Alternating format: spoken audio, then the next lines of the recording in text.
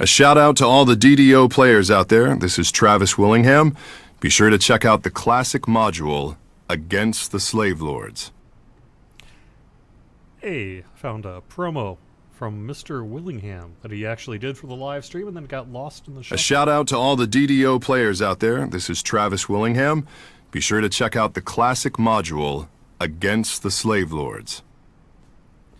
Hey everyone, how's it going? We're gonna get started in just a second here.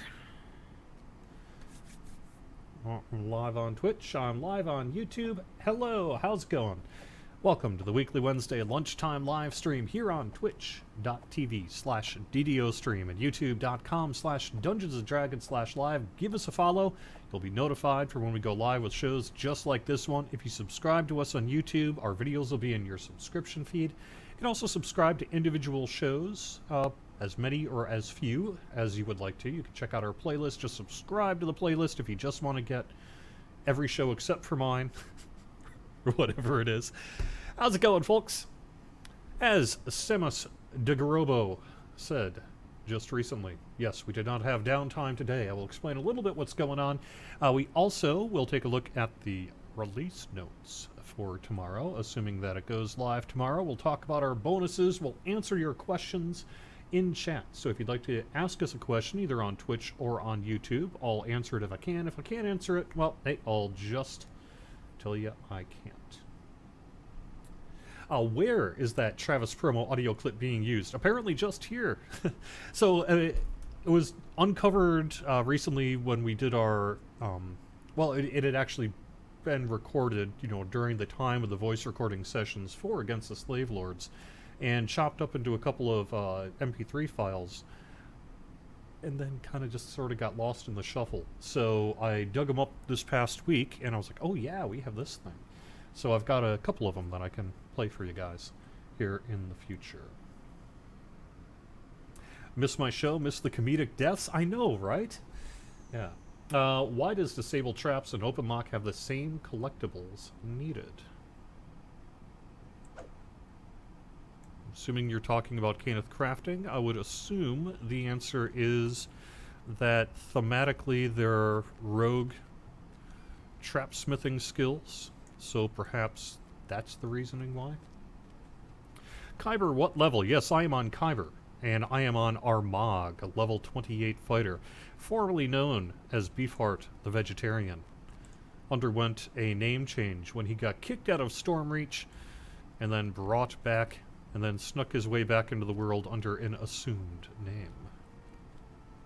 In case you don't know, this is my very first character that I ever rolled up in DDO way back in June of 2006.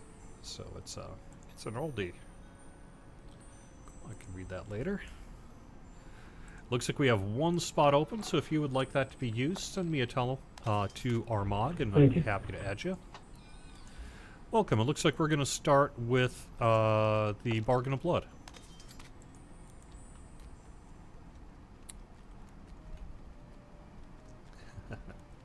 Yeah, maybe I could do a few codes at the end of the show here today. So normally we have weekly restarts on Wednesdays, and we had said when we started doing these weekly restarts, a couple months ago now, that sometimes we would be interested in doing some small patches and updates during this time frame. And that's what we were attempting to do yesterday. We found a couple of fixes that we wanted to get in. We didn't really want to wait till update 33 on it. Just some minor bugs and perhaps even not so minor bugs. Hey, Aaron. But when it came down to it, we were working on the build last night. It had been, you know, compiled during the day, and then QA started checking it last night around 7 to 8 o'clock Eastern time. And we unfortunately found an issue with the build where we couldn't ship it. So instead of having our weekly restart on Wednesday, aka a couple hours ago, instead we moved it to Thursday. And assuming that the rebuild worked overnight, QA will be looking at it in the next couple of interesting. QA will be looking at it this afternoon. Assuming everything gets checked off correctly, we'll have an update tomorrow morning. typical downtime, around 8 to 11. Perhaps we can get up a little earlier than that, in terms of not being live at 11. It's a fairly easy patch. And we'll have more information on that later. The reason I kind of announced it yesterday is it was getting a little late in the evening. All indications were we were going to do the downtime this morning, but then not too long after I actually made the announcement on the forums and stuff, it was like, oops, we found this thing. And so we kind of had to shift our plans. But still, I think you guys would rather hear the downtime a little early and then have me cancel it, perhaps, than wait until truly the last minute, which meant it would have been posted around, what, 9 o'clock last night? Eastern? And I can, like I say, I'll go into the release notes, actually, in just a little bit, with a few exceptions. Exploit. So there's a couple of things that I won't be able to talk about yet. So that's the thing.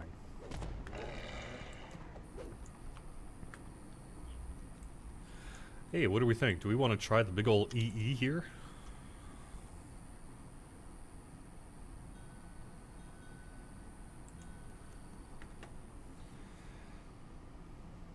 Okay, Kametka asks, questions about crafting. 1. Will there be adjustments made to some of the recipes? It's something we're keeping an eye out for, but at this time, like right now today, we're pretty okay with the way things are playing out in terms of crafting. It's got a much easier level grind than the old system. And so rather than sort of being the process to level up being the onerous bit, instead we're making it so that when you craft the recipes, that's when you're going to collect your ingredients and do that. So the answer is we're always open to suggestions, and we would never say, yes, we will never touch this again. But I think we're pretty okay with the ways things sit right now.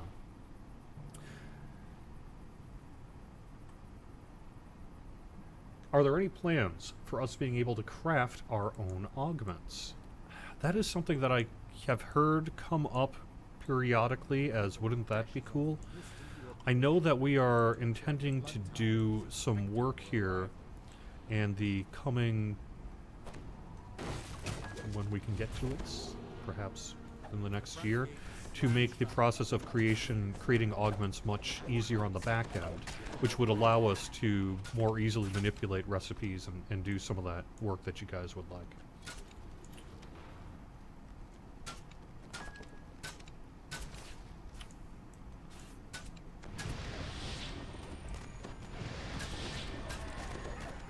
So maybe.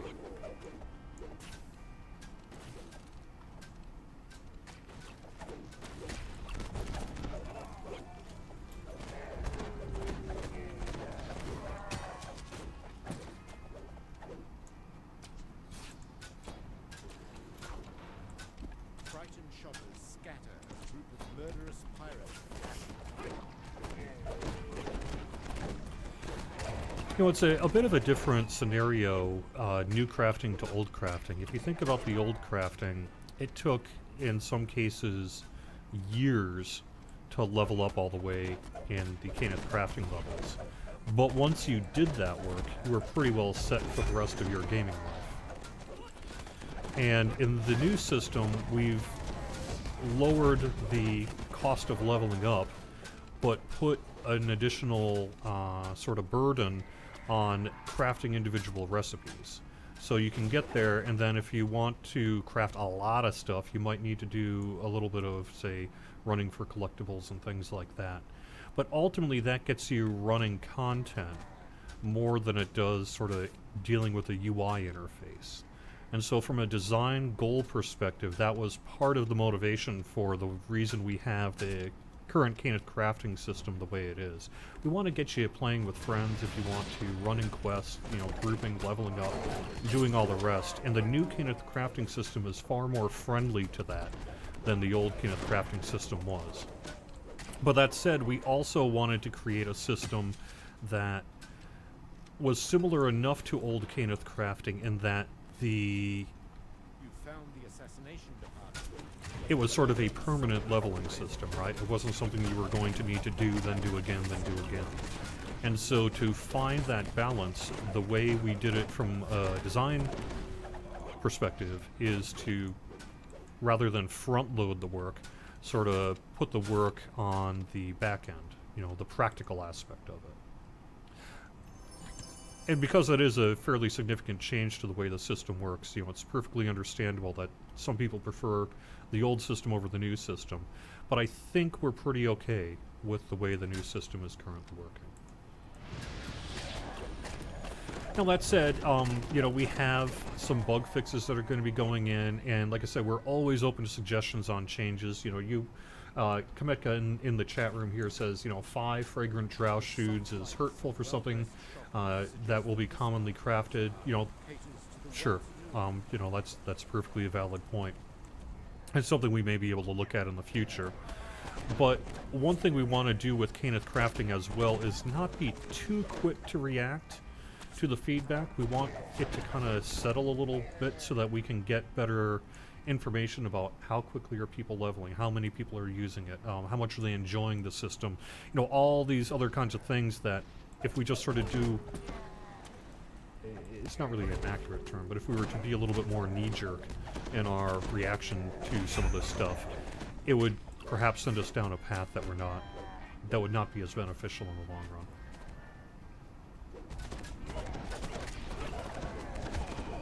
And honestly, fragrant drow shoots, those are pretty easy to get, aren't they? You just get that and tangle it.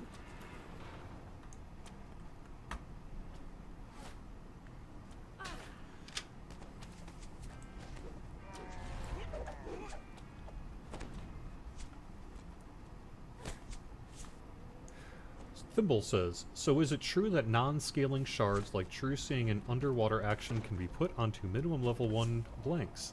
The answer is, yes, for now. I'm going to say that I wouldn't expect it to last forever. But for now, yes.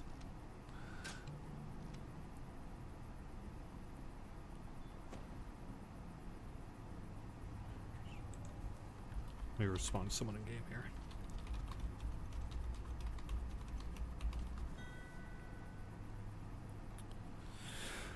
All right. Sorry, where was I? Okay, here.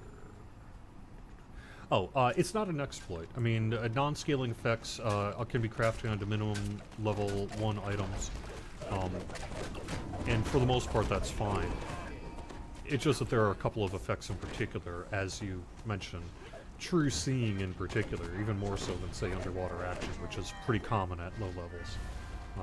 Should probably get a different minimum level, and almost certainly will. In particular because of the True Seeing effect of helping you find secret doors automatically. I suspect we'll need to do something there.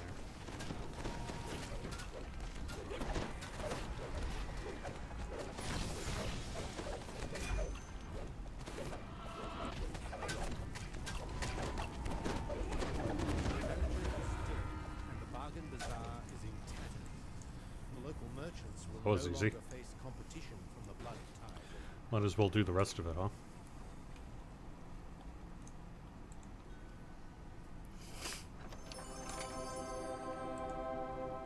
Or not, actually. Why don't we just go on to the next quest? That'll be even easier. See, we can get more of the chain done.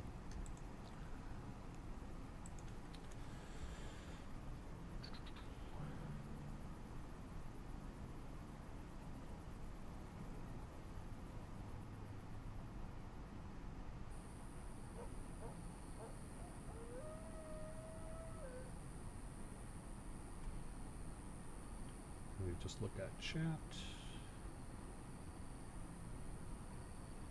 Yeah, Underwater Action, I'm trying to remember, under the old system was also a low-level crafting shard. I believe it just had, what, a potential of 2?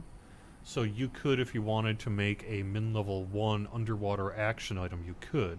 In addition, frankly, you know, you get those Underwater Action clickies and stuff at character creation, so I'm not sure Underwater Action's really that big a deal, but True Seeing, pretty darn powerful at level 1. So I'm gonna guess that we're gonna have to do something about true seeing there. But it's not an exploit in that it's the way it was designed. It's just that one particular shard really kind of is an outlier in terms of non-scaling prefixes.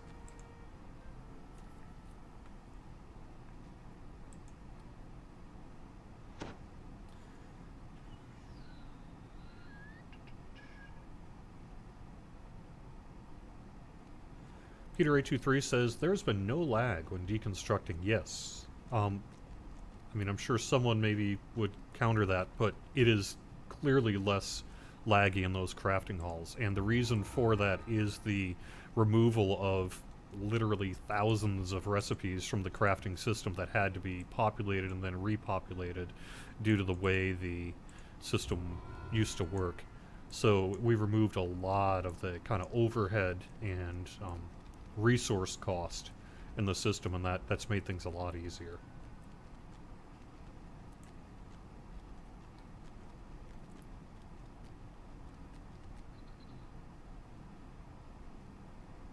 Or perhaps make true seeing scalable? Well, could. I mean, it's been a non-scaling effect for a long time. It would take a lot of work to scale it, but perhaps. Perhaps. Okay. Dripping water reverberate through the caves of the Black Loch. With the new Kenneth crafting system, we're back to pondering what to do with Kyber and Sybaris dragon shard fragments. Yeah, right, right. Same with, we also don't have a use currently for some of the chain end rewards, you know, your mystic broccolis and things like that. So that's something we may have to look at as well. Erlock, you're saying status of mass decon. What do you mean about that? What in particular are you looking to mass deconstruct?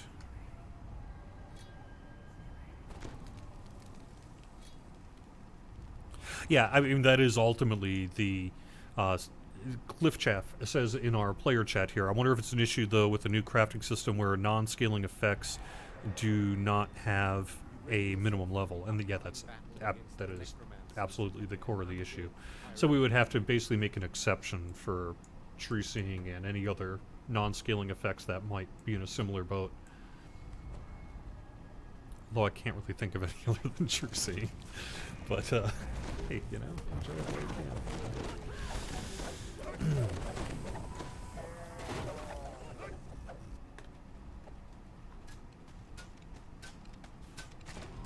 And honestly, I'm not even sure. The reason the true seeing thing is, for secret doors, is kind of a big deal is because it's sort of a passive buff.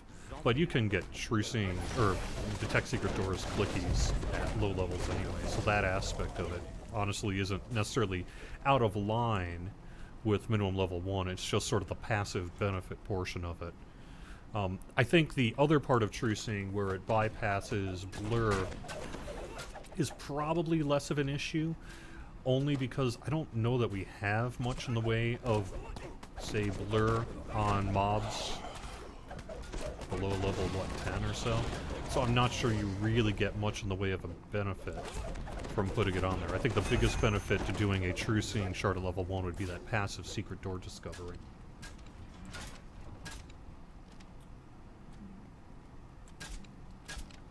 Are we going to do something with soul stones? I don't think so. At least not currently. That's not to say that were we to, say, expand Kenneth crafting or, you know, find a use for it, we could be like, oh, hey, we got these ingredients that aren't being used, let's use those.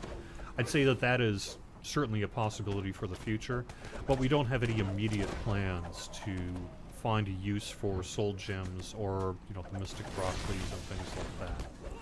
Whether we end up sort of, I guess what you might say, deprecating, you know, just sort of getting rid of them from the game, or perhaps find a use for it remains to be determined. We'll see. I, for one, like my mystic broccoli, so you know I'm in favor. This is broccoli, man. Who doesn't want to collect broccoli?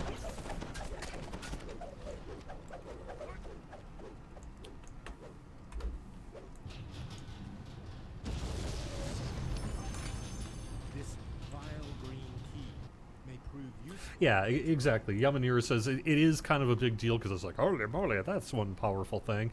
But in practical application, you know, most secret doors at that level are pretty easy to find already, and nothing has blur, so... A small keyhole painted green is visible in the door. Perhaps you can find a key that opens it. Quest level 5 is when they can first get blur, and it's through champions. Okay. Excellent point. So now you got a way to counter that if you want. I guess that would probably be 5 scaled though, right? So 5, it'd probably level 7, I'm assuming, on Elite. Unless it's level 3 quests that can actually have mobs with blur, like champions with blur. That seems... well, I don't know. It's possible, I guess. If you say it's happening, I will trust you. Soulstones used to be used to make Bane weapons, and actually they, you know, the Trap the Soul was around even prior to the old Kenneth crafting. It used to be that they were kind of in the position they're in now, which is cool but not particularly useful because they weren't used for anything. You know, they were just something to kind of collect. And it was an insta-kill that happened to drop a gem. This key is colored a rich red. You can't tell whether the color is paint or rust or something worse. Why not have a vendor turn in for augments or tomes, low level, of course? Well, we do have collectible vendors that'll give you augments.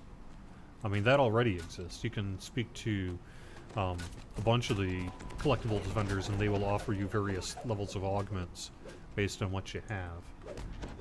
Tomes, I don't believe we have an NPC turn in for tomes. But perhaps.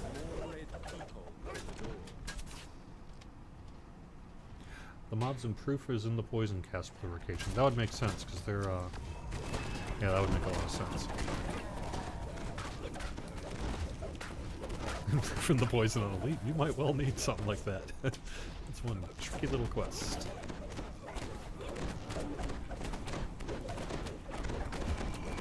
How about update to Trap the Soul for above level CR30 monsters? Yeah, that's kind of been one of those long-standing wouldn't it be nices as well. Perhaps we can get to that at some point here.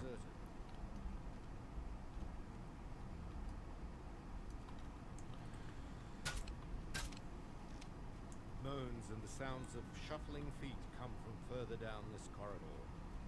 Peter823 is having a technical issue that I'm going to speak on briefly because I too ran into this issue, although not DDO specific.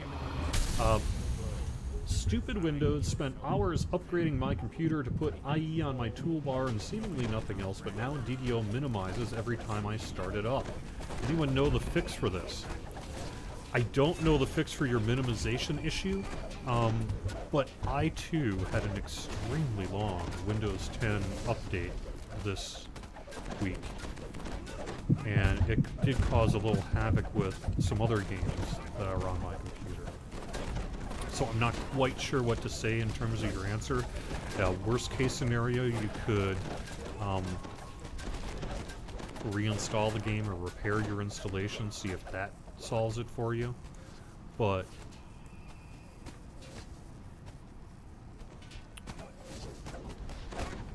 otherwise, I'm not sure why it would auto-minimize. I've not seen that behavior myself. Perhaps someone else can talk about that in chat.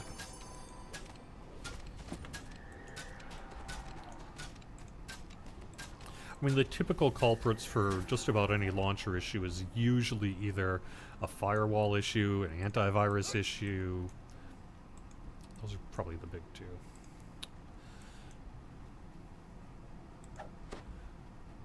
Maybe a Windows UAC, user access control issue. But assuming you've done all the basics on that, I really don't have any better advice, I'm sorry.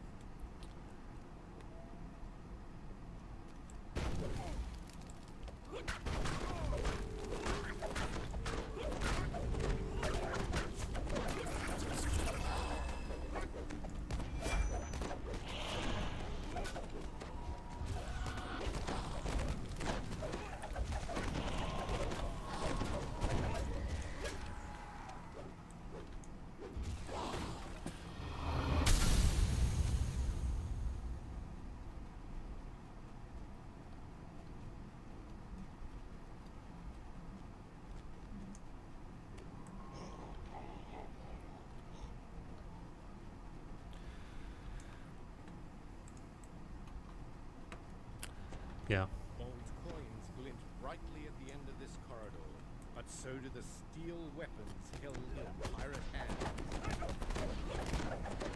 Yeah, I had a problem with a couple of Steam games, frankly, stopped working on Monday for me when I tried loading them up after that long Windows update. And I agree, I'm not quite sure what they were fixing, but it was a big update, so...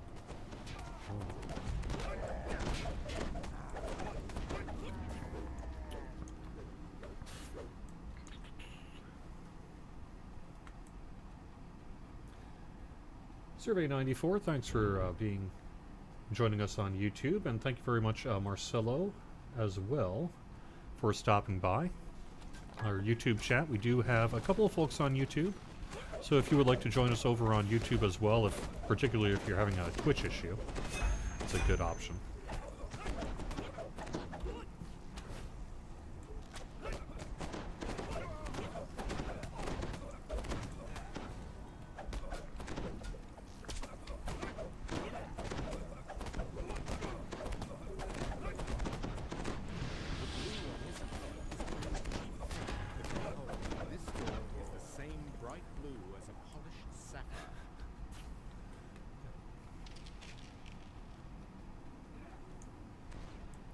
Okay. Draculetta says there was an anniversary update for Windows 10 that's being sort of rolled out systemically, you know, in groups. And so if I'm getting a long update, that could well be what's going on. Okay. Makes sense. By the way, I don't know if you noticed when I first stepped into Searing Heights here, if you go across the bridge by where that Minotaur is on the way to Bargain of Blood, I noticed that there are 3 Adventure Pack collectible nodes just sitting right there. Might be a decent, quick way to pick those up if you're looking. The jewels encrusted into this key are all cheap fakes made of paste. With the mystic ingredients, would it be possible to have them be turn-ins to the Caneth crafting vendor barter, like with tomes and purified shards? I asked No Worries about that yesterday, and the general consensus is that there's an awful lot of those things in the economy, so it would somewhat trivialize the purified Everon Dragon Shard fragment work, but I think it's still an unsettled issue, so we'll see.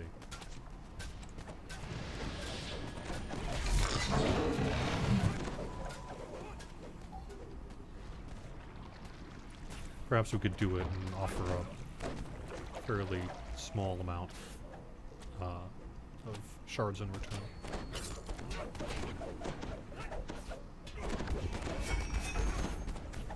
Speaking of, once I'm done with this quest, let me turn to the release notes, but I do want to let you guys know about one change. Oh, actually, I can't.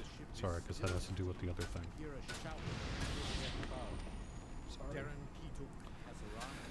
There's an exploit we're fixing. So.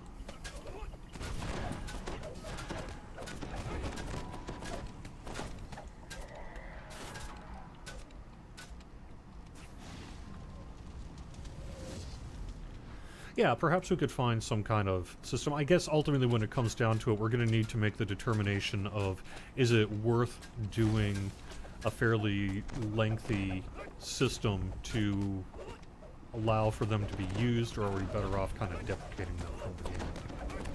Because right now that we don't have a particular need for them. We could create a need, but like I said, at the moment we don't really have a particular need for them.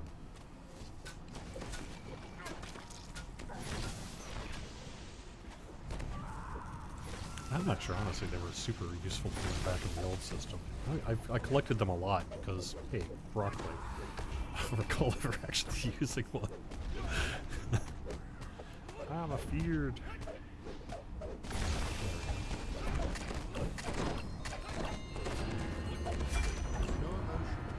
Root? Sweet. Level 29 now. Take my 29 feet. Yeah, this ship is a major graphics hog, and it has to do... I'm going to go in first-person mode to show you.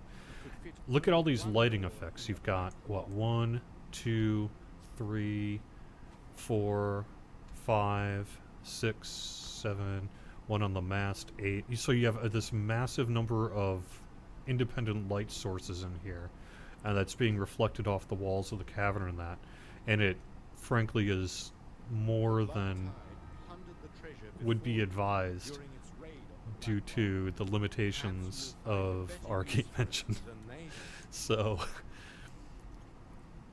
why was it done that way to begin with? Well, this is moderately older content, and I think perhaps that issue wasn't discovered. And I don't know why we've never gone back and fixed it. We should. Ooh, got a Seal of Jizz Tetka. That's pretty useful.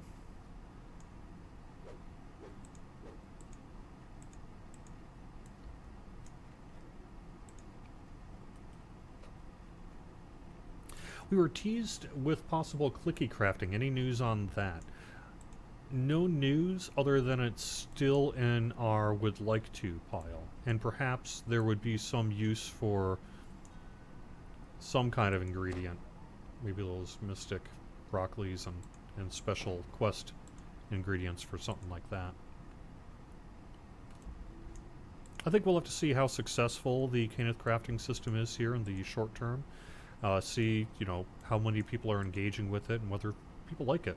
If they like it enough that it's worth justifying the dev time to further expand the system, then that seems like a pretty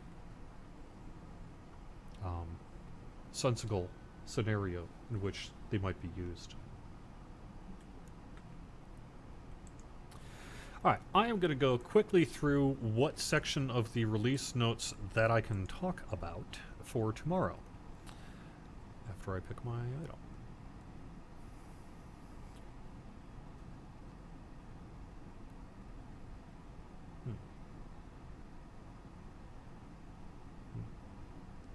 Okay, take that. So,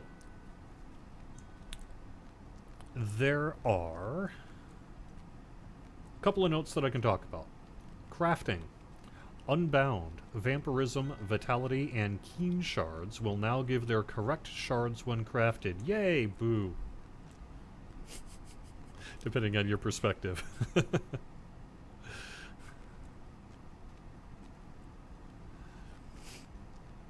I'm going to say we probably should not run this next quest on Epic Elite, because I have a feeling we would get pwned like you wouldn't believe by those cannons. Items. All scaling weapons that should have a spellcasting implement bonus will now have that bonus automatically. Green steel augments are unaffected by this change. It's basically we're adding the... I think the elite was too simple. As long as you have range, I can take care of most of the ballistics, except for one I can't get. Alright, well, give it a shot.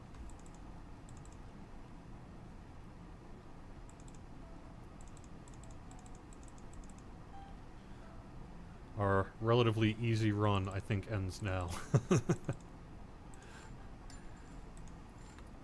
Legendary Slave Rags and Legendary Master's Staff now have the word Legendary in their items. They were just given the same name as the heroic version, and some folks very rightly pointed out that it's a little hard to tell which one's the Legendary version when you're just looking at the name. So we're giving the name to Legendary versions, as applies to the rest. Update 32 gear that has set bonuses applied to them now properly applies those set bonuses. This has to do with like the 5 rings, the shackles, and that. Some of the set bonuses weren't applying consistently. They now will. If you already have it equipped at the time of the patch, you may need to quick unequip and re-equip, and that'll take care of the issue. Here is another nice one. Against the Slave Lord's crafted items, again, the 5 rings, color, and shackles, and their legendary counterparts, are now able to have mythic bonuses crafted onto them. So that's a thing. That's the one I can't talk about until it's already done. Outraged hoots and grunts I can't talk echo about the through other one. ravine. Okay, This so ground that's what I can talk about island's in native terms of what wild be coming tomorrow.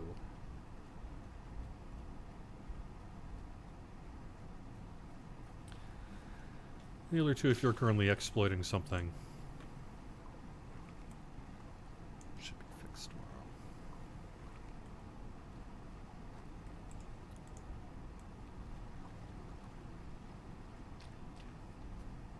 There are standards on this show, and I'm not meeting them because I'm not dying. You're right, but I have a feeling that's going to end soon. This quest is darn tough. To be fair, these are, even on, you know, Epic, they're level 22 Epic Elite, and I am level 28, so I am over the level of that. There's another farming location.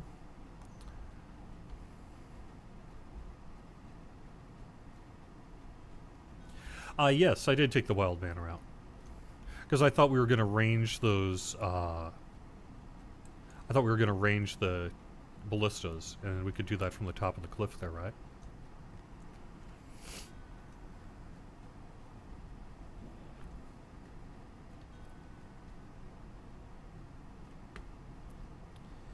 Where am I going? What am I doing?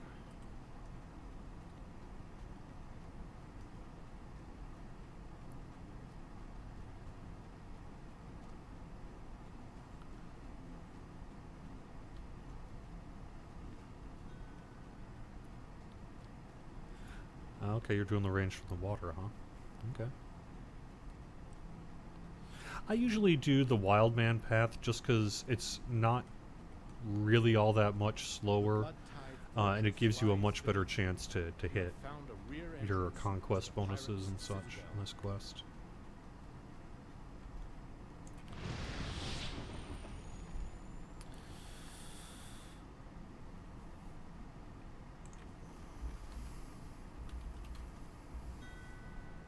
Someone in chat here in game asked me a question that I'm going to ask the chat room to see if you guys know the answer to it. And that is that if you have 2 sets theoretically of slavers bonuses, like a 5 set and a 3-piece set, would you get the benefits of both?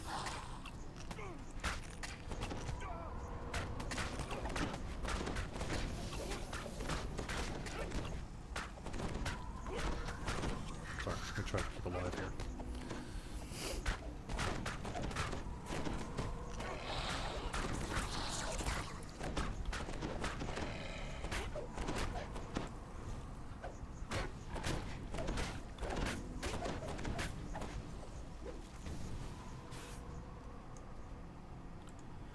Or will just the highest apply? I don't know. I'm going to guess the highest apply. I'm not sure how you could have... You'd have to have 8 items, which is an awful lot of items. Oh, no, I see what you're saying. So cumulative. No, so it's going to be, if you have a 3-piece ring set, you're going to get the 3-set bonus. If you have a 5-piece set, you'll get the 5-set bonus. You don't get a 3-set and 5-set bonus for having a 5-set bonus, if that was your question.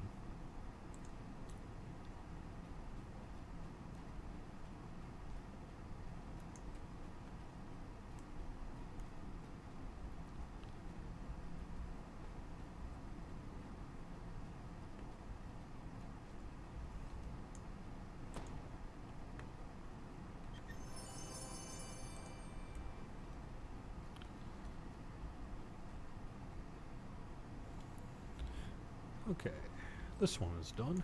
Could definitely take care of these guys.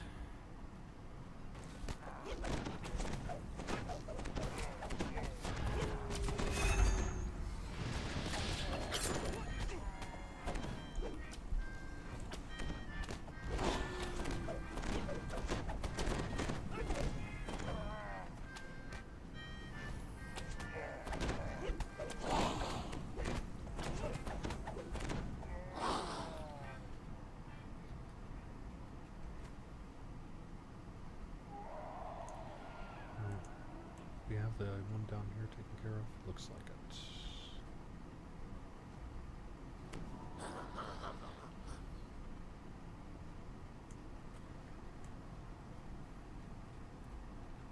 Another question about lowering the cost of Kenneth crafting. You know, clearly there are enough folks who feel strongly about this that perhaps we should take an assessment, see if there's some changes we want to make. But I don't know that we have any immediate plans to do so. I'm sorry.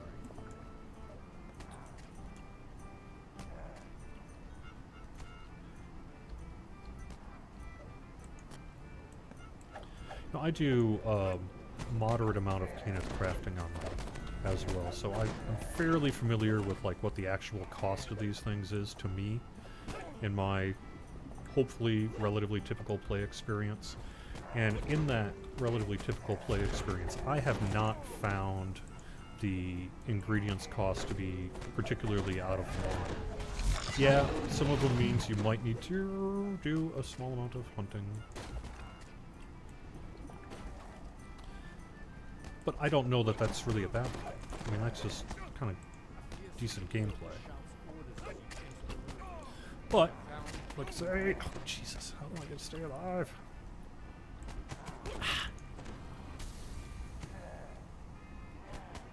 No! Almost did, you jerks. There we go. Alright. Alright, there we go. Hey, I did it.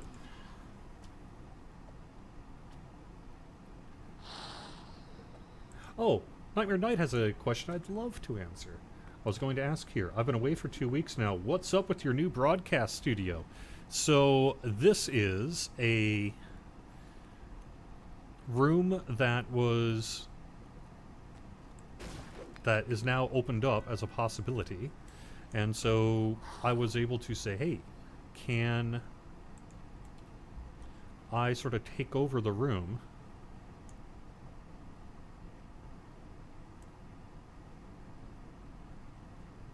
Oh, where are they? They must be in. Are you guys in the base?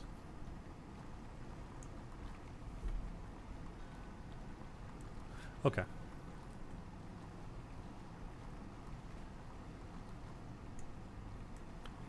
Crap. But then again, I also have to admit I've been playing for a long time here, so I have a lot of kind of collectibles and stuff that I've been digging up over the years. So perhaps my experience isn't going to be representative of yours.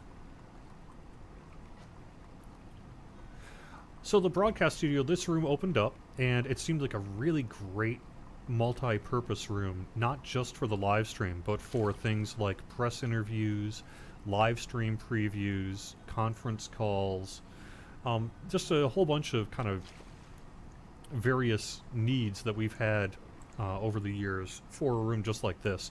So we were able to install 2 computers, you know, one mostly for DDO, one mostly for Lotro, and then we've got, you know, real professional-ish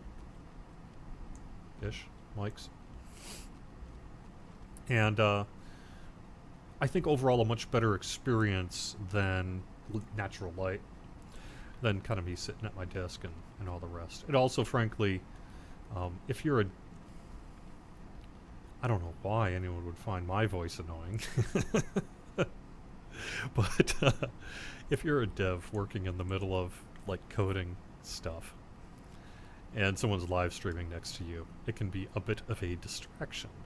So it is a good idea to have a sort of broadcast room that we can use.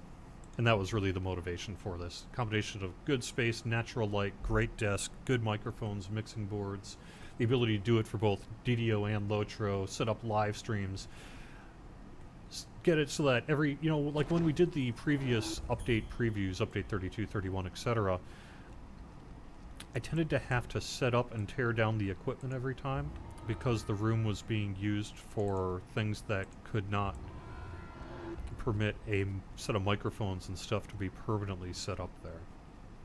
So having a room where we can set it up permanently is going to hopefully remove some of the technical issues that have plagued us in recent live streams. That's part of the reason as well. Plus, it's just awesome. I am one happy dude. hopefully you like it, and hopefully the sound quality is better.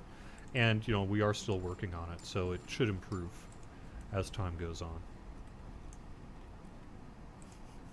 No, it's not playing DDO that's the distraction. It's my loud broadcast voice. Because I'm an old radio guy. This weather forecast is brought to you by... No.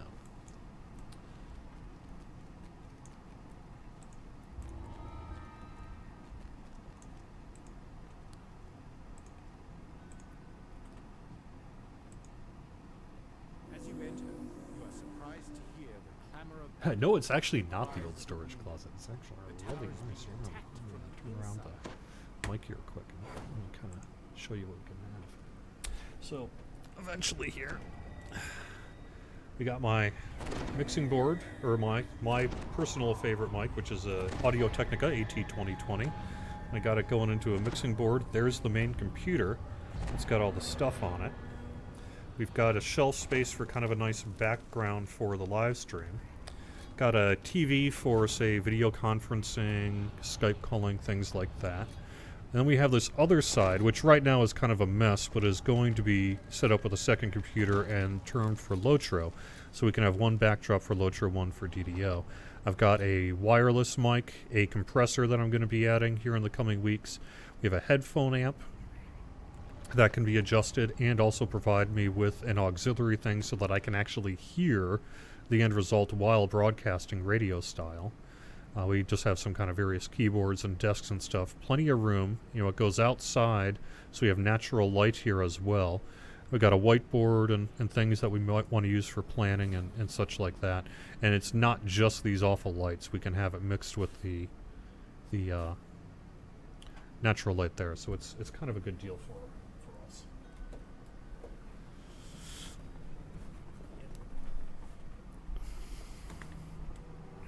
We have a AT2020, Shure SM57, Shure SM58, and like I say, a wireless kind of lavalier style mic for when it's easier to do that.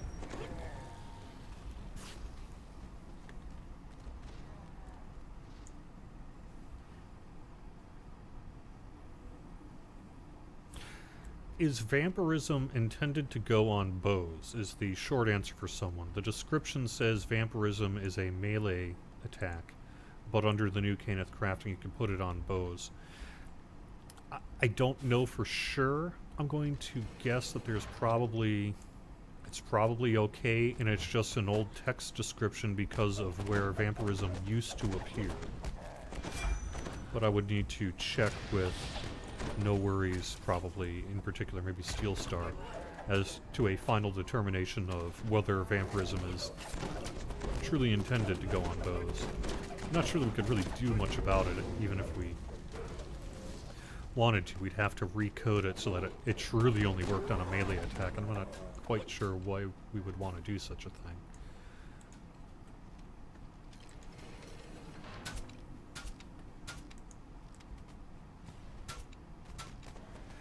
As an old radio guy, how much does Howard Stern inspire my way of life?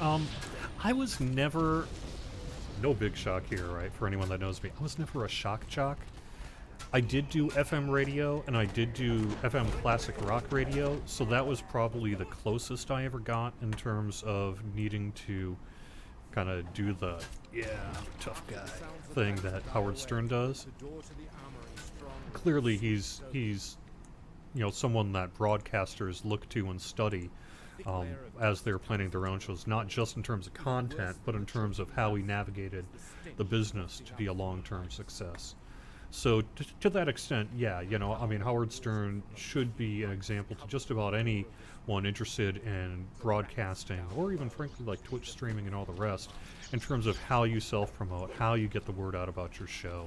You know, how do you, if you get the opportunity, navigate the deals of commercial broadcasting and all the rest in a way that keeps you in business, particularly if you're hoping to be syndicated someday. But it's also, I think, worth recognizing that Howard Stern is sort of a one and only. There aren't a lot of Howard Sterns out there. Oops, shoot. there's a lot of Howard Stern kind of wannabes, but Howard Stern to some extent is a bit of a maverick, and I'm not sure that the opportunity that he had at the time, gosh darn it, when he was coming up in radio exists today. The environment itself is just so different that I'm not sure that you can follow directly in his footsteps in terms of a career path.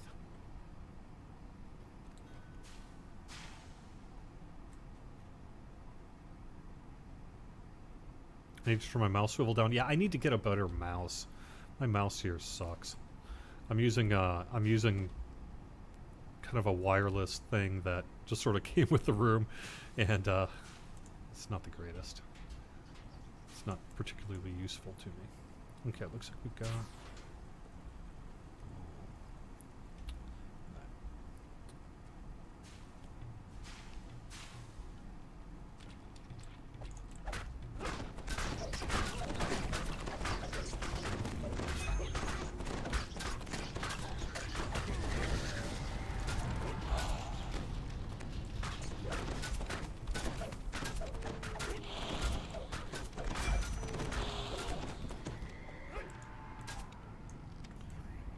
Interesting.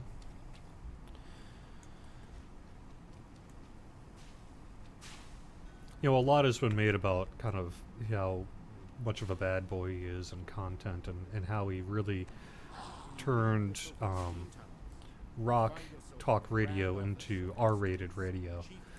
But he's also comes from a long line of DJs. If you think, if you're of a certain age, you'll know about Wolfman Jack and some of those kind of early FM radio pioneers, and he really kind of falls in a similar vein, frankly, to that.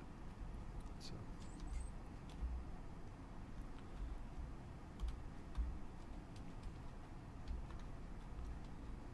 But enough radio talk. I'm sure most of you guys don't care. I would just end by saying radio was both the most fun job I ever had and also the worst job I ever had. It was great fun if all you like to do is eat ramen and live in a box. So, you know. Yep.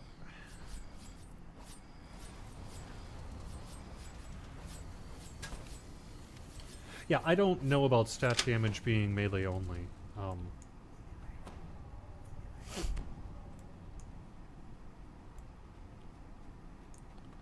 I would think the main reason why we would have gone that route would be to prevent a scenario where people could just sort of ping people from a distance. But perhaps that's less of a gameplay issue nowadays than it used to be.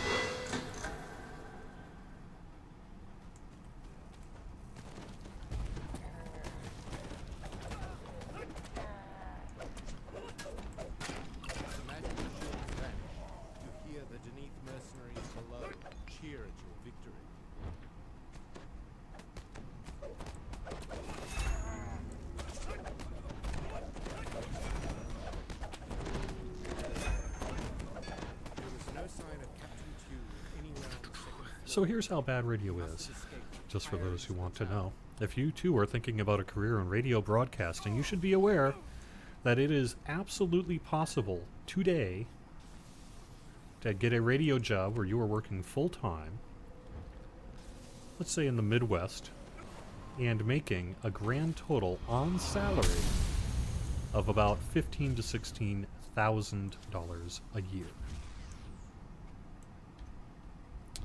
You'll be putting in 80-hour work weeks and getting up at 2:30 every morning.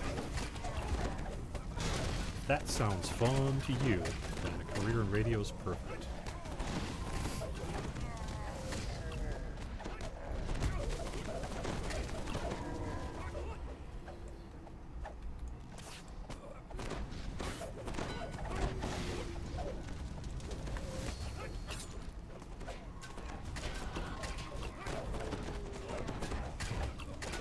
Now granted, that's not everyone's experience, and there are ways you can get more money.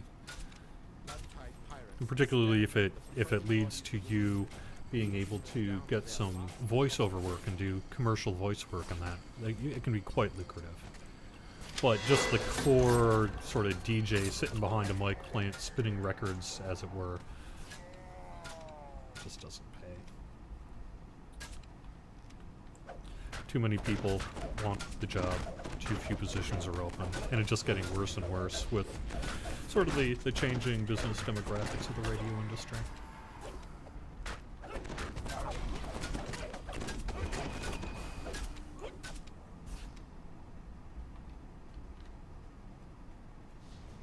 The sound of looting comes from inside the barracks.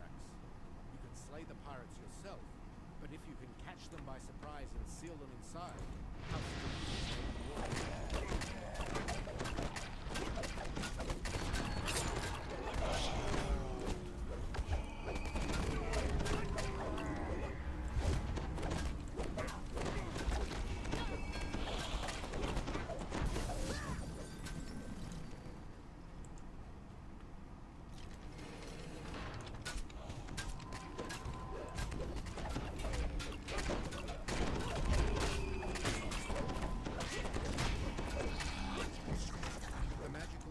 materializes, sealing the magical shield shimmers into existence, locking the pirates in the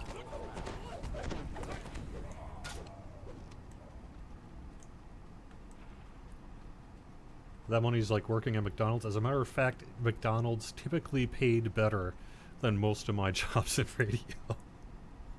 I know it's pathetic, but it's true. I could have made more money.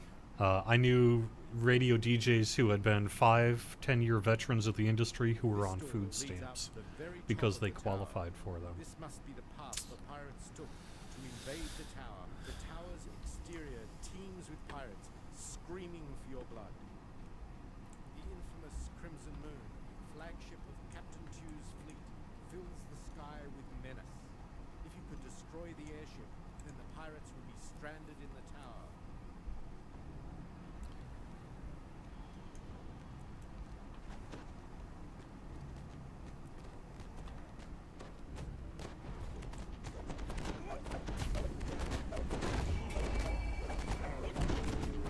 I think things to some extent have changed a little bit as it has gotten more corporate.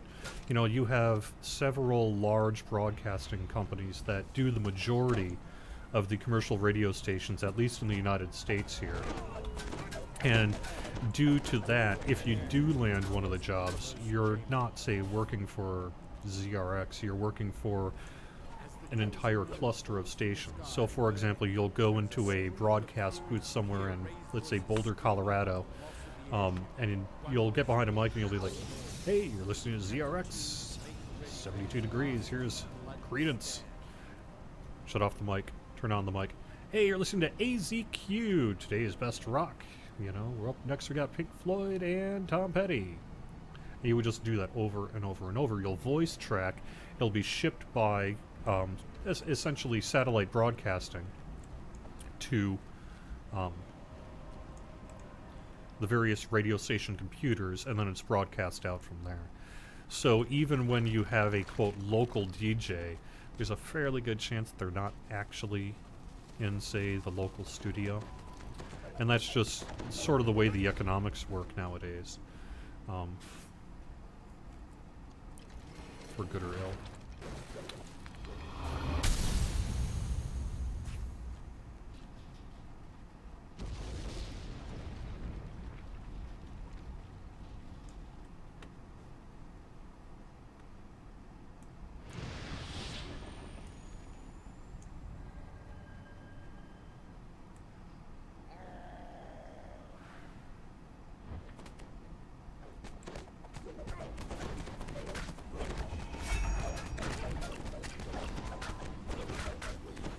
So I didn't personally get laid off from any radio. Well, no, that's not true.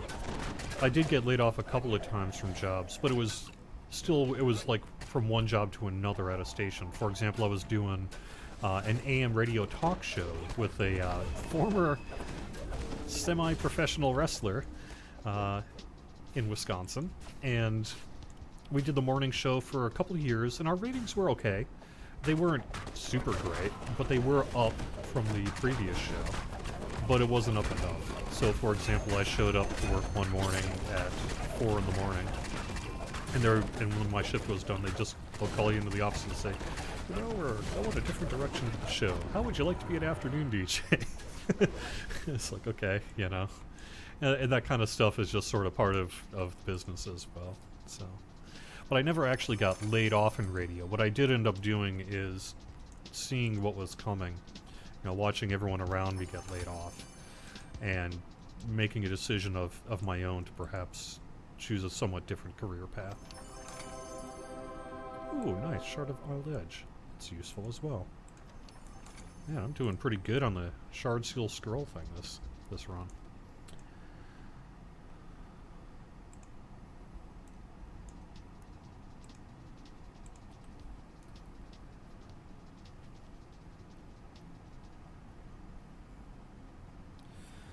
All right, awesome. Thank you very much for joining me this week. I'm going to wrap up the show here in just a couple of minutes. Thanks for joining me in the party. I think that went well. And I didn't even die this week. What's up with that? I will get you a turbine point code in the mail, if probably today. If not today, then in the next 48 hours. I know, right? No deaths? What's up with that? How often has that happened? So I'll take the chip erasers. And we'll do a short giveaway on DDO Stream today as well. I'll send out a couple of whispers, so if you want to hang out in the chat room for a little bit after, I will do a little giveaway for you guys, because I know you've been wanting it. So we'll do that. Alright, thanks for watching the weekly Wednesday lunchtime live stream here on twitch.tv/DDO Stream and youtube.com/DungeonsandDragons/live. Our archives go up usually within about 24 hours on both of these channels. Give us a follow, subscribe to us on YouTube if you would, and join us for all of our shows. You can find the full Twitch schedule on our Twitch page, again, twitch.tv/DDO Stream. Quick note, we have a plus 50% Guild Renown boost. That's going to be our bonus days bonus this weekend. That kicks off late Eastern time tomorrow morning, runs through Sunday. Additionally, we are targeting a patch for tomorrow that will sort of incorporate our weekly restart. We'll have the release notes posted during the downtime, so you can look forward to that as well. And I guess for those of you who might be interested in watching me play Lotro as badly as I play DDO, I'm kicking off my Lotro live stream tomorrow. Tomorrow at noon, Thursday, 12 p.m. Eastern, is going to be the weekly Court of the Rings show. So if you want to join me over on Lotro Stream, which is the sister to DDO Stream here, appreciate that as well. All right, have fun, everyone. See you again soon.